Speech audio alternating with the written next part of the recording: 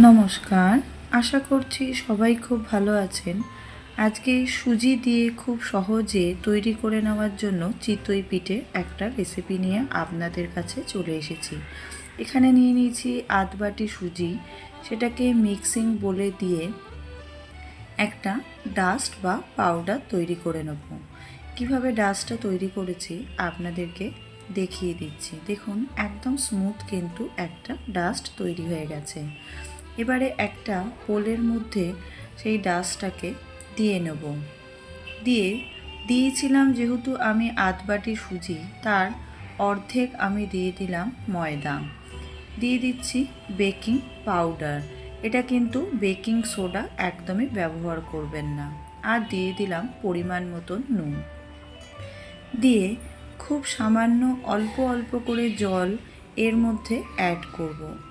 একবারে কিন্তু প্রথমেই পুরো জলটা আমি দিয়ে দেবো না, তাহলে কিন্তু ব্যাটারটা খুব পাতলা হয়ে যাবে। আবার দিয়ে দিচ্ছি অল্প সামান্য একটু জল, দিয়ে খুব ভালো করে ব্যাটারটাকে ফেটিয়ে নেব। যত ভালো ফেটানো হবে তত কিন্তু চিতই পিঠেটা সফট হবে আর খেতেও ভীষণ ভালো হবে। এখানে দেখুন, খুব ভালো করে কিন্তু আমি ব্যাটারটাকে ফেটিয়ে নিচ্ছি। দেখিয়ে দিচ্ছি থিকনেসটা কীরকম রেখেছি, খুব বেশি কিন্তু পাতলা করিনি। এটা আমি কড়াইতে তৈরি করব, তাই কড়াইটাকে গ্যাসে বসিয়ে দিয়ে তার মধ্যে দিয়ে দিলাম হাফ চামচ সাদা তেল, দিয়ে ব্রাশ করে দিলাম।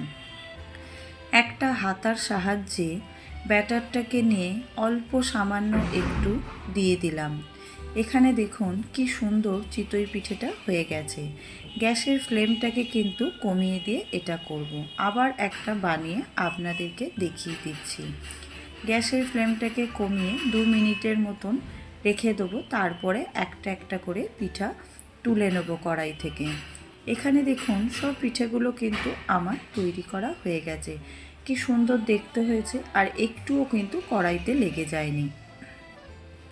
এখানে দিয়ে দিলাম হাফ লিটার দুধ, দিয়ে তার মধ্যে দিয়ে দিলাম 2টো এলাচ আর 2 চামচ গুঁড়ো দুধ, দিয়ে গ্যাসের ফ্লেমটাকে কমিয়ে খুব ভালো করে মিশিয়ে নেব, যাতে গুঁড়ো দুধটা খুব ভালোভাবে দুধের সাথে মিশে যায়। দিয়ে অনবরত নাড়তে থাকবো যাতে দুধটা একটু ঘন হয়ে যায়। মিষ্টির জন্য এখানে আমি অ্যাড করলাম খেজুর গুড়ের যে পাটালি পাওয়া যায় সেইটা।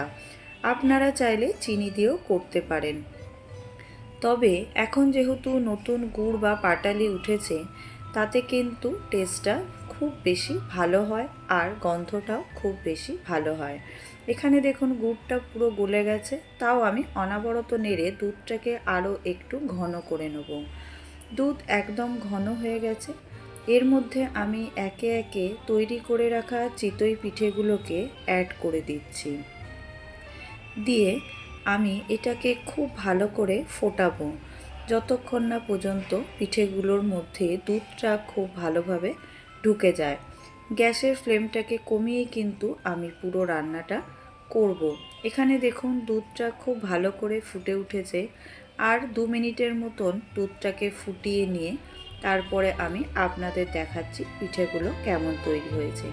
একদম দেখুন দুধ ঢুকে গিয়ে কি সুন্দর নরম তুলতুলে আর ফুলে উঠেছে। এবারে গ্যাসের ফ্লেমটাকে বন্ধ করে দিয়ে আমি সার্ভ করে দেখিয়ে দিচ্ছি আজকে দুধ পুলি বা দুধ চিতই পিঠে কেমন তৈরি হয়েছে। এখানে দেখুন, দেখেই আপনারা বুঝতে পারছেন যে পিঠেটা কতটা নরম হয়েছে। এইভাবে আপনারা অনায়াসেই সুজি দিয়ে বাড়িতে কড়াইতে বানিয়ে নিতে পারেন দুধ চিতই পিঠে। রেসিপিটা আপনারা বাড়িতে অবশ্যই ট্রাই করবেন। যদি রেসিপিটা ভালো লাগে লাইক করবেন, শেয়ার করবেন আর কমেন্ট করে আমাকে জানাবেন আজকের রেসিপি কেমন লেগেছে।